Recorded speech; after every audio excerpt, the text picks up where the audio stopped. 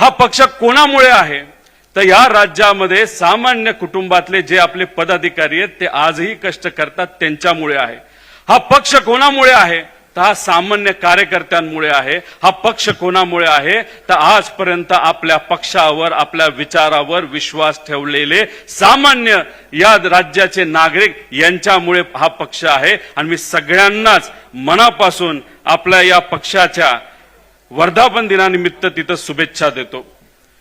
जाता जाता फक्त एवढीच विनंती आपल्या सर्वांना करतो, आदरणीय जयंत पाटील साहेब असतील, सुप्रियाताई असतील, देशमुख साहेब असतील, आव्हाड साहेब असतील, टोपे साहेब असतील, भूषणजी राजे होळकर साहेब असतील, गायकवाड साहेब असतील, असे अनेक मोठे नेते आज कदाचित त्यांना इतर मोठे पक्ष बोलवत सुद्धा असतील, पण विचारासाठी आणि आदरणीय पवार साहेबांसाठी हे सर्व नेते आदरणीय पवार साहेबांबरोबर राहिले। एकदा जोरदार यांच्यासाठी टाळ्या वाजवून यांचा सत्कार आपण सर्वांनी केला पाहिजे। इथं उपस्थित असणारे सर्व पदाधिकारी, कार्यकर्ते, सर्व पक्षाचे निष्ठावंत कार्यकर्ते यांच्यासाठी सुद्धा जोरदार टाळ्या वाजवून हा आपण सर्वांनी सत्कार केला पाहिजे।